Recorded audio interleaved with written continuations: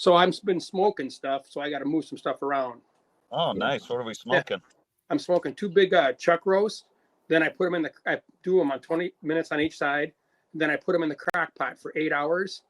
And you put au jus, and then you put ranch dressing, the powder stuff. Put that in there with some pepperoncinis, and it's unbelievable. Nice. And then I'm doing a whole chicken too. What's this for? For our dinner. We're going over there for dinner. Yeah, come on over. What time are we showing up? Well, whenever the Hawkeyes play, or Illinois, that's going to be a good game too. Welcome, everyone, to another episode of the Northern Illinois Wrestling Podcast. Joined today, Marty, Dan. Good morning, guys. I wanted to start with, you guys pay attention to the high school football. Who won between Hononegah and Belvidere? Hononegah came back to win the game last night. Was a little over a minute left. They scored a touchdown, and then Belvidere North had a great return to the 45. They got it down to right around the 25. It was about 13 seconds or so left. They went for the tying field goal, and the kid just pulled it left. So Hano won 22-19. But I tell you what, it was a great high school football game to be at. I mean, it's great for both teams too to be in a tight game because the conference isn't the best conference in the world. So get in a tight game at the end of the year was awesome for them. Yeah, going into the playoffs, it definitely gives them a little bit to work with. Like I was telling Dalton, I said, I think Belvidere North has a good chance of winning a few games in the playoffs too. Yeah. They'll be down 6A. They have their backup quarterback, Andrew Bucci, who's a wrestler, had to step in because their starter got hurt a couple weeks ago. And, they kind of rotate through their backfield. And I think they're young back there. I think they're juniors, not young, but they run a great offense. Beck does a good job with those guys. I could see them 2-3 games in the playoffs, maybe even more. You never know. Yeah. You get the right breaks here and there. Yeah. Hononegah's got a chance too, but they just got to get on the right side of the bracket. Yeah. There's some juggernauts in 7A. Yeah.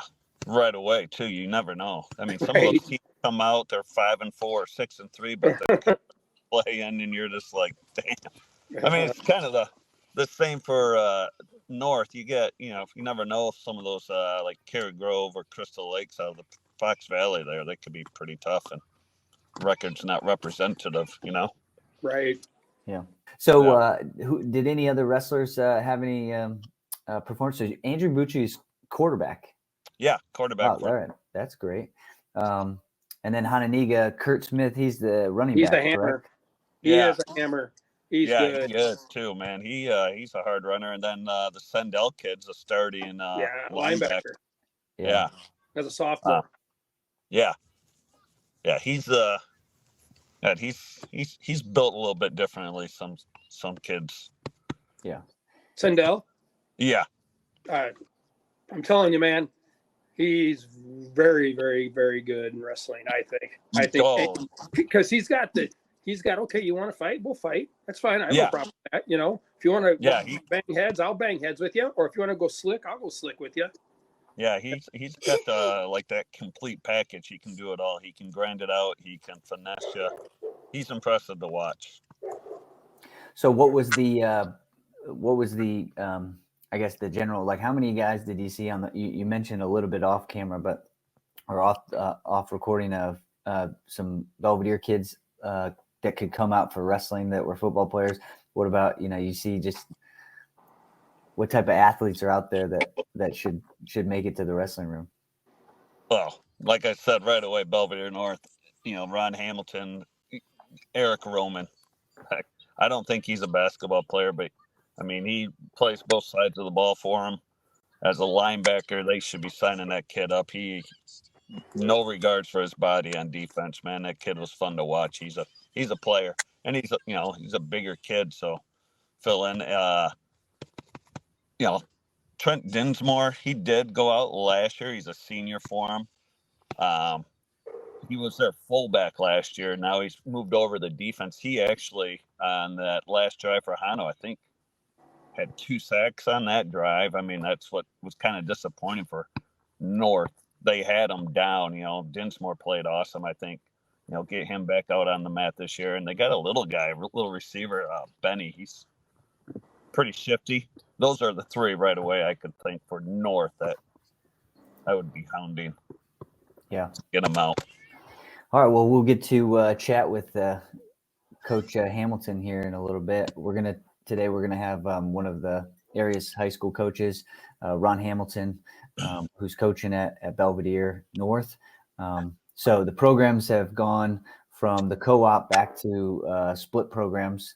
So Belvidere North and Belvidere will be separate programs this year in the NIC 10 conference. Do you have any insight on how that's kind of going as far as from the Belvidere side and North side? I guess you're familiar with both, Dan. Yeah, I think Ron has done a pretty good job of getting things aligned ever since the split was announced last year and he took over.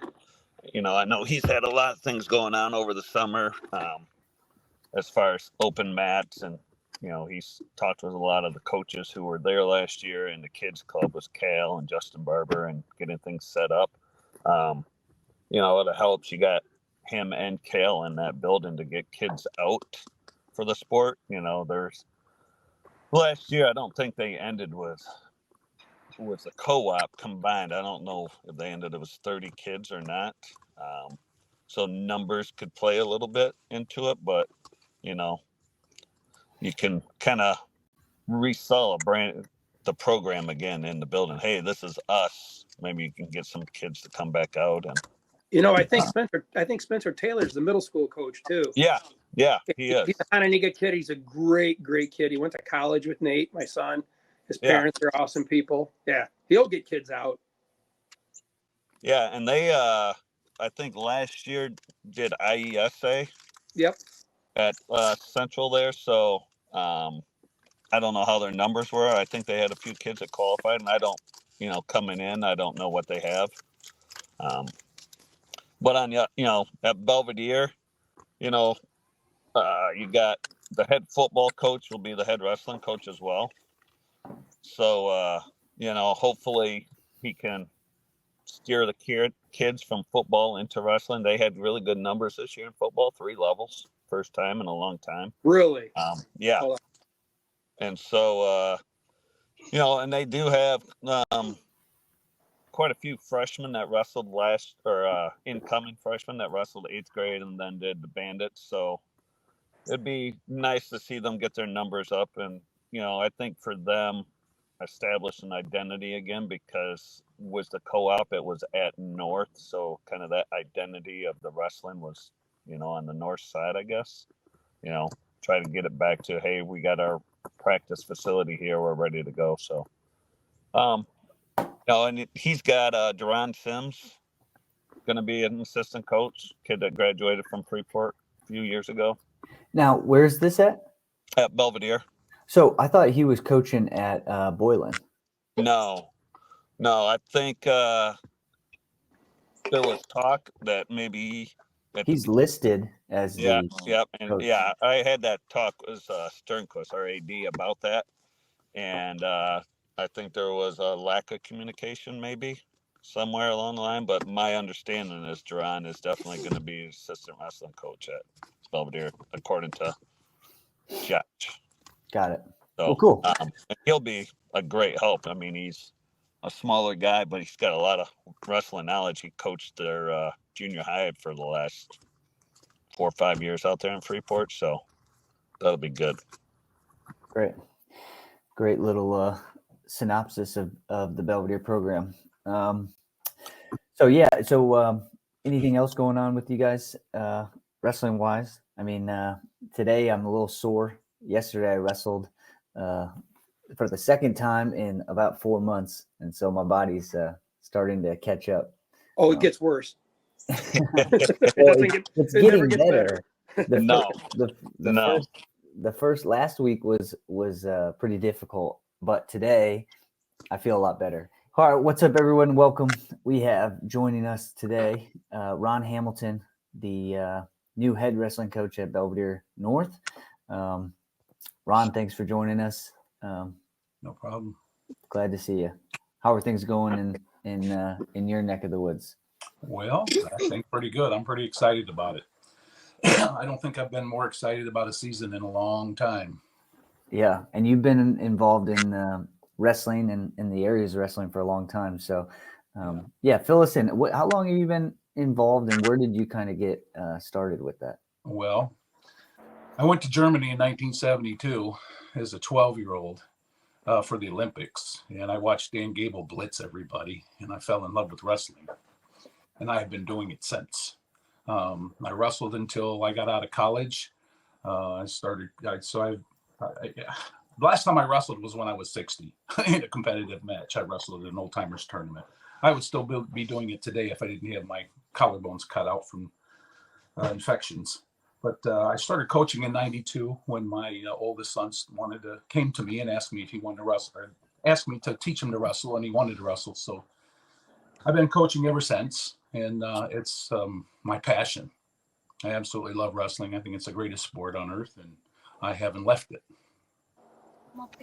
And so in the conference, you were heavily involved in Harlem. Sorry, that's where I went to high school and graduated.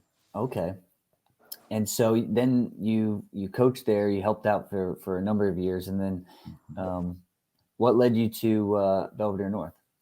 Well, I had been teaching and coaching in Chicago public schools for 17 years. And as we all know, it's a really difficult place to teach and coach, but I enjoyed some success there. But I wore out 4 cars. I drove to and from every day, 2 hours each way. And after 17 years, I had enough of it.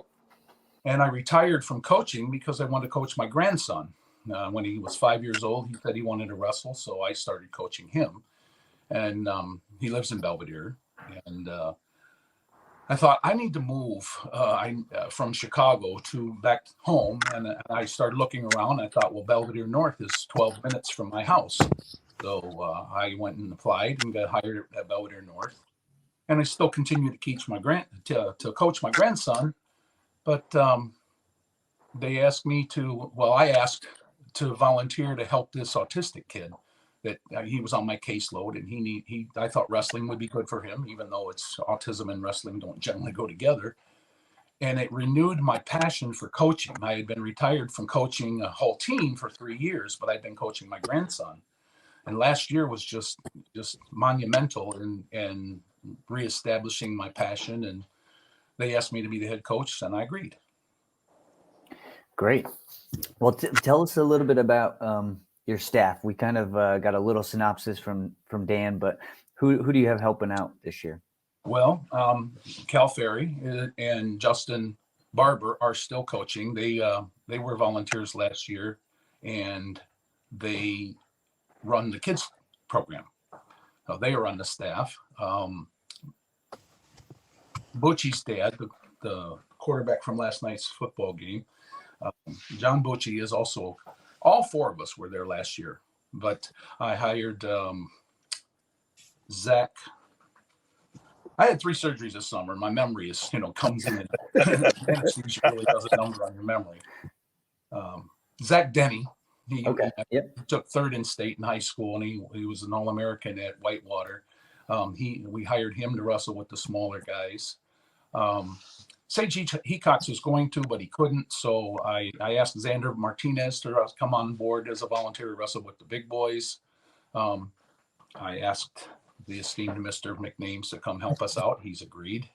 That's pretty much it. I've asked lots of people to be guest clinicians and come maybe once a week to teach the various aspects of wrestling, like Don Hecox, Sage's dad. He taught them how to wrestle and how to wrestle Greco. I mean, they learned a lot from the coach down there in Central Illinois.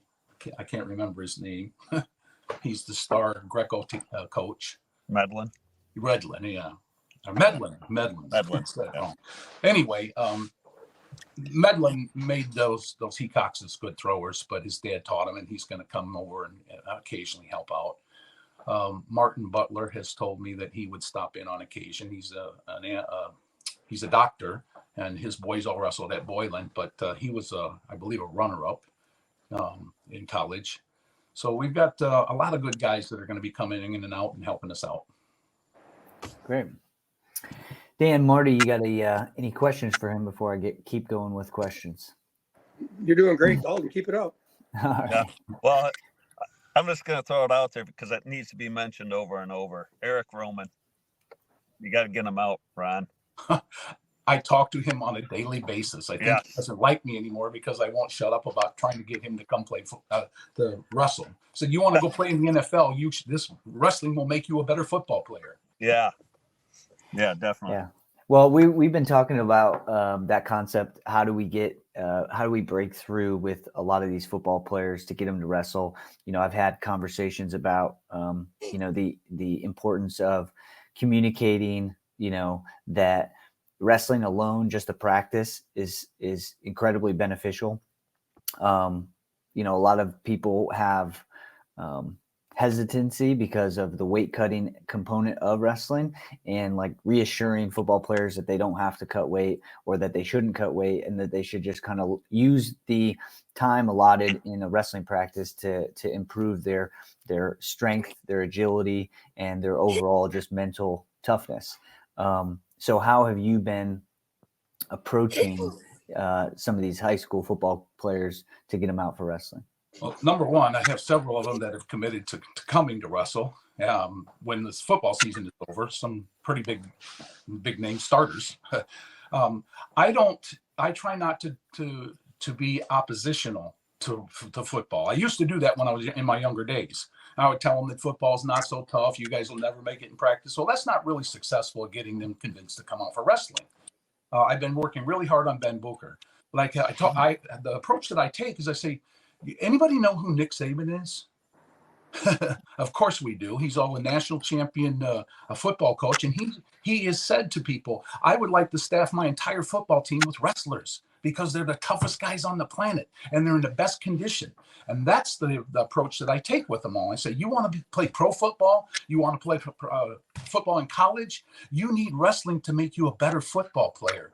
I don't care if you don't want to be a state champion. I don't care if you even want to compete. Come to practice and just roll around and get in good physical condition and learn all of wrestling's all about balance and position, and that will make you a better football player.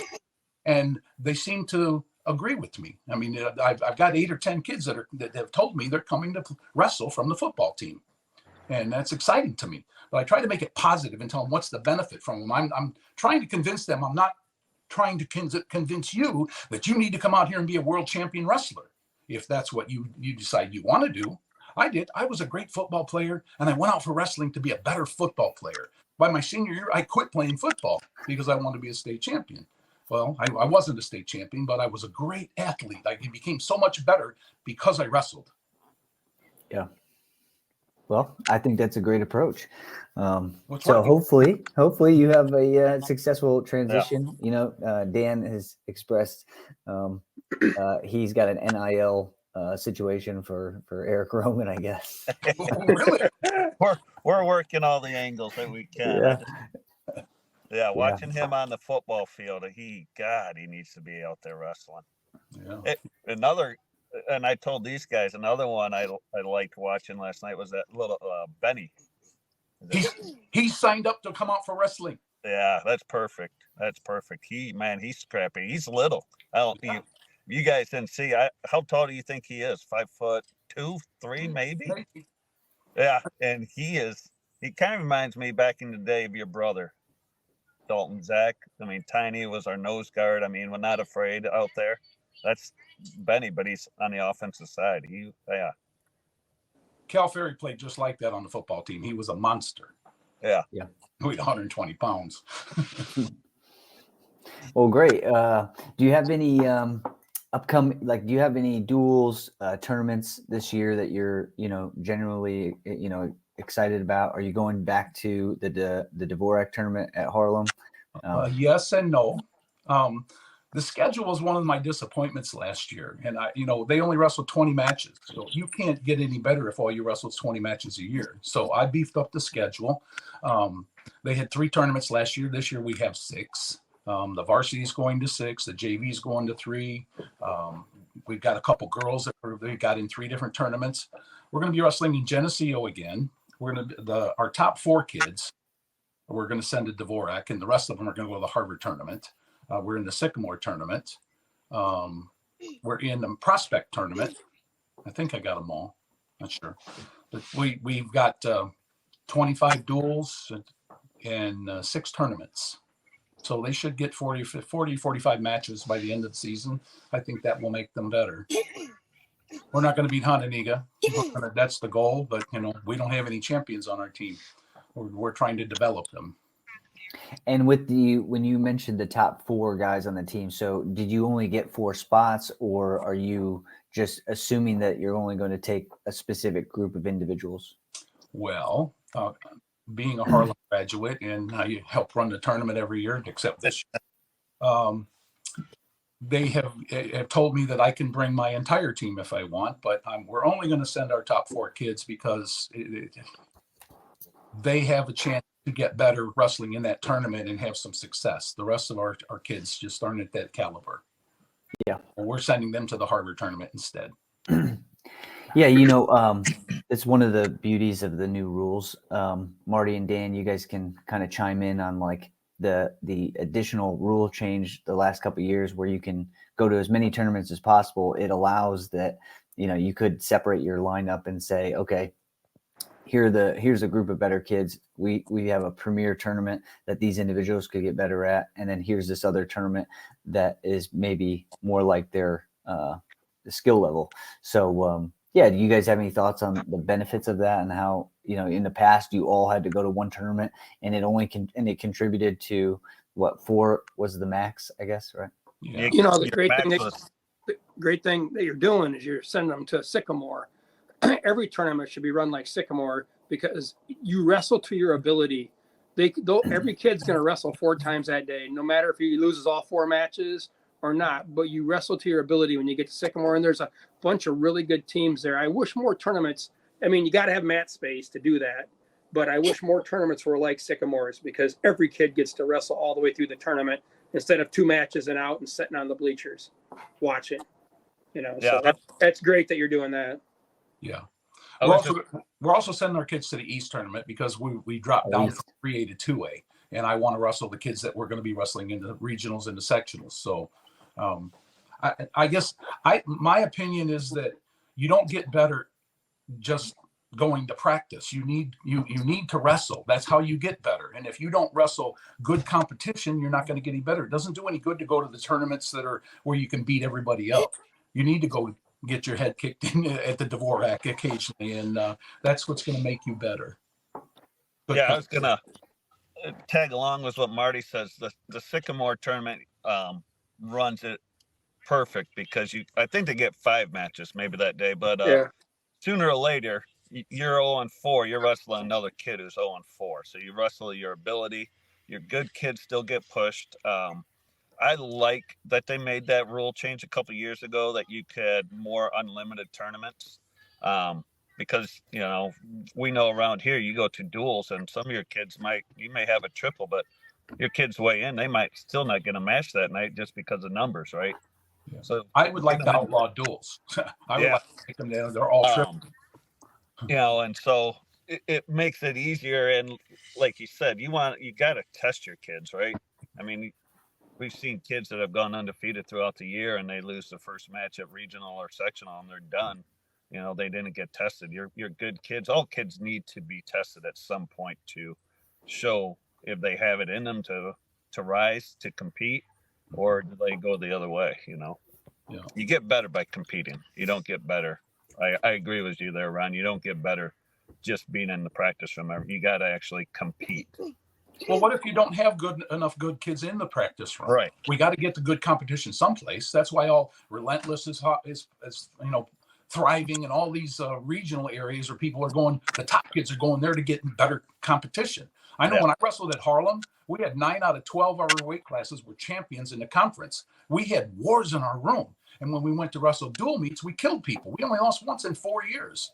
Big deal, but it's because you got to have good competition in the room to, steel sharpens steel or iron sharpens steel. I don't remember what exactly the words are, but it's all good. We get your sentiment. And I think yeah, it'll be built with additional athletes coming in the room. That's why I think personally, if you're successful with getting a lot of the football players in, it will definitely help with just individual athletes working with each other. So, yeah, good luck with everything. Is there anything else that you'd like to say before we go? And otherwise, we'll let you go. And good chatting with you. Talking about me? Yep. Yeah. Well, I want to say something. Yep. Go ahead. I was disappointed in how we finished last year, even though I was a volunteer. And I realized that we need to change the culture. We need to change the mindset. That's a popular word, but I really and truly believe that you have to change your perspective. Wrestling, Cael Sanderson said it best. He goes, I want my kids to get better. I want them to have fun, and I want them to work hard. And that's what I put on the wall. You're going to show up, have fun. That's number one. Number two, you need to work hard, and harder than you've ever worked before. You got to push your limits, and then you're going to get better. And if you do all those things, you can become a state champion. But if you don't change your mindset and your work habits, you're not going to get there. We can wish, a dream without a plan is just a wish. And it doesn't matter whether the kids want to be a state champion. And I'm not concerning about that.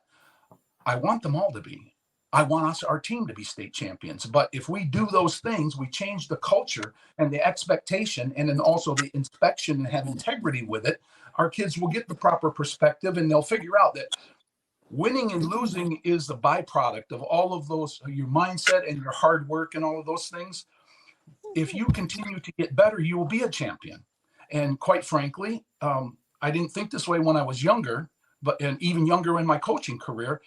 We are preparing warriors for life. We want them to be successful when they go out there and get out of school. And that's all of the success I've enjoyed in my life has been because of what I learned on a wrestling mat.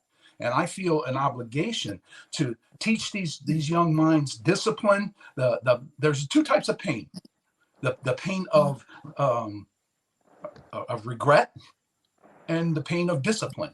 You need discipline so that you don't have regret, and you can go out there and be a champion, be a warrior in life, not just necessarily on the wrestling mat.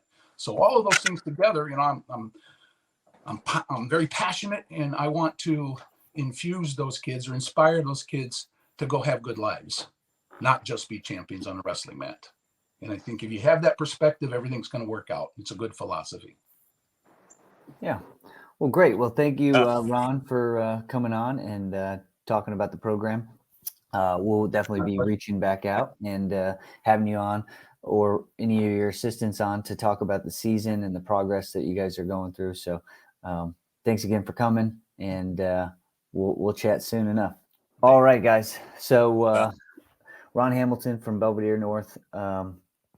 Good to catch up with the local high school coach. Hopefully they get a good transition into the season, get some numbers out.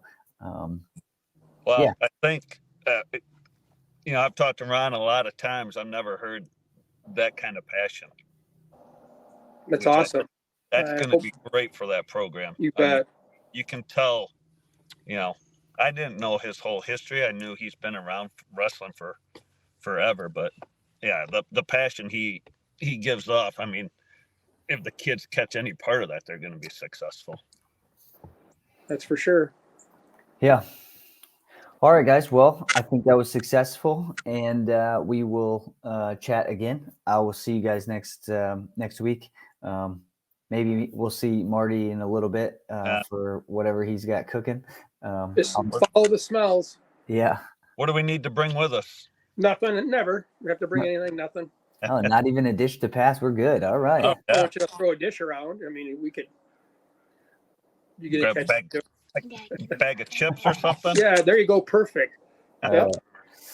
All right, guys. Well, good chatting with you, and we'll talk soon. You got it. You enjoy your day. We'll see you guys. All right. Have a great week, guys.